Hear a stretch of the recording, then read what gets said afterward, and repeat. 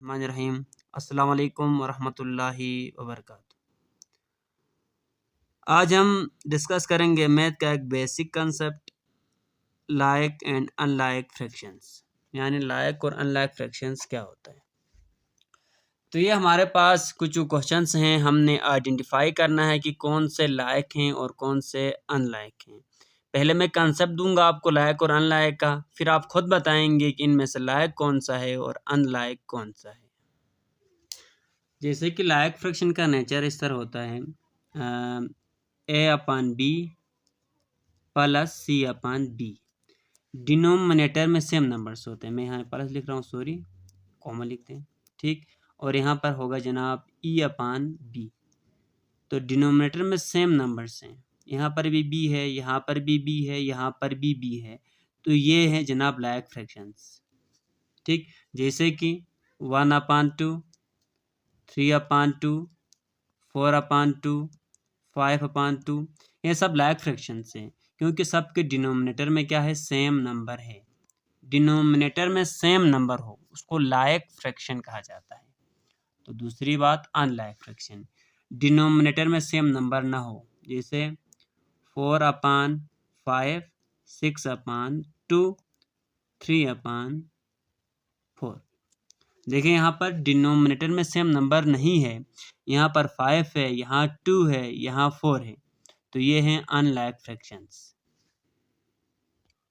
अब देखें यहाँ पर हमारे पास पहला पार्ट है, पहला पार्ट में ये वाला पार्ट, ये दोनों आपस में क्या हैं, लायक फ्रैक्शंस है। यहाँ पर भी 7 है और यहाँ पर भी 7 है। और यहाँ देख लें तो यहाँ 6 है और यहाँ पर 9 है। तो ये अनलायक फ्रैक्शंस हैं, अनलायक फ्रैक्शंस। और यहाँ पर 5 है, यहाँ पर 2 है, तो ये दोनों भी अनलायक फ्रैक्शंस हैं। इधर 3 सेम है, तो ये लायक फ्रैक्शन है। यहाँ पर 4 है, सेम है, तो ये भी लायक फ्रैक्शन है। यहाँ पर 12 है और यहाँ पर 11 है, तो डिफरेंट नंबर्स हैं, ये अनलायक फ्रैक्शन है। यहाँ पर 5 है, यहाँ पर 6 है, तो यहाँ डिफरेंट नंबर्स हैं, तो ये भी अनलायक फ्रैक्शन है यहाँ पर। और इसके बाद हम देखते हैं असेंडिंग और डिसेंडिंग ऑर्डर को। असेंडिंग कहा किससे जाता है, तो ascending means smallest to largest. क्या कहा, smallest to largest, smallest to largest, ठीक। ये असेंडिंग, जैसे कि आप ले जाएं जनाब 0 टू आगे 100, ये हमारे पास कौन सा है, असेंडिंग ऑर्डर है, छोटे से बड़े की तरफ। और यहाँ पर मैं एग्जांपल दे रहा हूँ आपको, ये वाला ये है लार्जेस्ट टू, इसका उल्टा है लार्जेस्ट टू स्मॉलेस्ट, बड़े से छोटे की तरफ, जैसे 100 टू 0। ये असेंडिंग ऑर्डर और ये डिसेंडिंग ऑर्डर। अगर हम एग्जांपल ले लें तो ये हमारे पास 2 है, 4 है, 6 है, 3 है, 4 है, 1 है, 0 है। अब क्वेश्चन में कहा है कि जनाब इसको लिख दें, असेंडिंग ऑर्डर में लिखें, तो हम क्या करेंगे, सबसे पहले छोटा वाले को लिखेंगे 0, फिर 1, फिर 2, फिर 3 आएगा, फिर 4 आएगा, 5 तो है नहीं, फिर 6 आएगा। अब 4 2 टाइम है, तो चलें यहाँ 2 टाइम ही लिख दें। ये चीज़, ये हमारे पास असेंडिंग ऑर्डर है।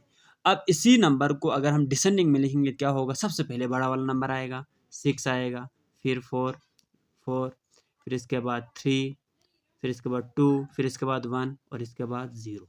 Ascending and descending. उम्मीद है कि आपको समझ में आया होगा। अब हम फ्रैक्शन में असेंडिंग और डिसेंडिंग को देखेंगे। ये तो सिंपल था ना, देख के हमें पता चलता है कौन सा बड़ा है कौन सा छोटा है।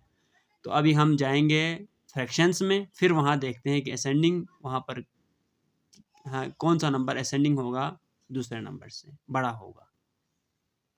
पहले हम देखते हैं, जैसे कि हमारे पास है जनाब 2/3 है, एक नंबर ये है। दूसरा नंबर है जनाब 4/3। गौर से देखें, इन दोनों का डिनोमिनेटर सेम है, डिनोमिनेटर सेम है। अब हम ये देखेंगे कि न्यूमरेटर में बड़ा कौन सा है, 2 बड़ा है या 4 बड़ा है। 2 बड़ा है या 4, तो 4 बड़ा है, तो यहाँ पर ये वाला सिंबल आएगा, तो यहाँ पर भी ये वाला सिंबल आएगा। यहाँ पर कौन सा बड़ा है, ये वाला बड़ा होगा इससे। गौर से, जैसे कि हमारे पास है जनाब 1/5 3/5। अब यहाँ बड़ा कौन सा है, 3 बड़ा है, तो डिनोमिनेटर दोनों का सेम है, लायक फ्रैक्शन है, डिनोमिनेटर सेम है, तो न्यूमिनेटर में बड़ा वाला कौन सा है, तो 3 बड़ा है, तो यहाँ पर यूं हो जाएगा। ठीक, इसी तरह यहाँ पर हमारे पास है जनाब 1/5 हो 2/6 हो। अब देखें, अब हम डायरेक्ट नहीं बता सकते क्योंकि डिनोमिनेटर सेम नहीं है, तो पहला काम हम डिनोमिनेटर को सेम बनाएंगे। डिनोमिनेटर को सेम बनाने का सिंपल तरीका है कि 5 और 6, यहाँ देखें मैं 5 × 6 करूँगा 6, तो ये हमारे पास 2/6 है, तो इसके साथ 5 मल्टीप्लाई किया और यहाँ पर 5, यानी इसके डिनोमिनेटर में जो भी है इसको इसके साथ मल्टीप्लाई भी करेंगे और डिवाइड भी करेंगे, और यहाँ पर डिनोमिनेटर में जो भी है इसको सेकंड फ्रैक्शन के साथ मल्टीप्लाई भी करेंगे और डिवाइड भी करेंगे। तो 6 और 6 5 6 30, 5 दूने 10, 5 6 30। अब बताएं 6 बड़ा है या 10 बड़ा है, तो 10 बड़ा है तो यूँ आएगा, तो ये कहाँ से आया था, ये नंबर आया था इससे, तो यहाँ इन दोनों में से बड़ा कौन सा हो गया, ये वाला बड़ा हो गया और ये वाला छोटा हुआ। ठीक, ये है, यानी इस तरह हमने कन्वर्ट करना है, पहले अनलायक को लायक बनाना है, लायक बनाने के बाद ये देख न्यूमरेटर को कंपेयर करना है, न्यूमरेटर में जो बड़ा होगा, न्यूमरेटर में जो बड़ा होगा वही नंबर वही फ्रैक्शन बड़ा कहलाएगा, अगर डिनोमिनेटर में सेम नंबर है तो। एक कंसेप्ट ये है।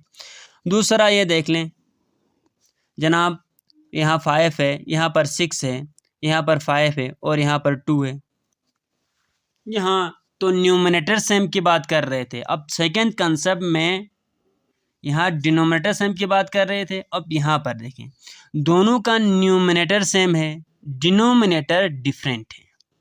ठीक, अब यहाँ 6 से क्या है, बड़ा है 2 से, तो याद रखिएगा डिनोमिनेटर में जितना बड़ा नंबर आता है वो उतना छोटा होता है, तो इनमें से ये छोटा होगा और ये बड़ा होगा, ये छोटा होगा ये बड़ा होगा, ये वाला। ठीक, ये छोटा और ये बड़ा।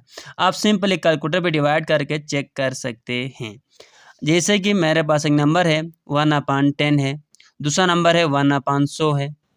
अब यहाँ देख लीजिए जनाब, इन दोनों में से बड़ा कौन सा होगा, इन दोनों में से ये वाला बड़ा होगा, ये वाला छोटा होगा। अगर न्यूमरेटर सेम है तो डिनोमिनेटर में जिसके पास छोटा नंबर है वही फ्रैक्शन बड़ा कहलाएगा। जैसे कि 4/5 है, 4/10 है, तो अब यहाँ इन दोनों में से बड़ा कौन सा होगा, अब न्यूमरेटर तो सेम है, डिनोमिनेटर में छोटा नंबर किसके पास है, छोटा नंबर इसके पास है, तो जिसके पास छोटा नंबर है डिनोमिनेटर में वही फ्रैक्शन क्या दूसरे फ्रैक्शन से बड़ी कहलाएगी। उम्मीद है कि आपको ये चीज़ क्लियर हुई होगी। तो आज का लेक्चर यहाँ पे ख़त्म करते हैं। अपने ख़ास दुआओं में हमें याद रखिएगा, लाइक कमेंट करना ना भूलिएगा, याद से चैनल को सब्सक्राइब करें।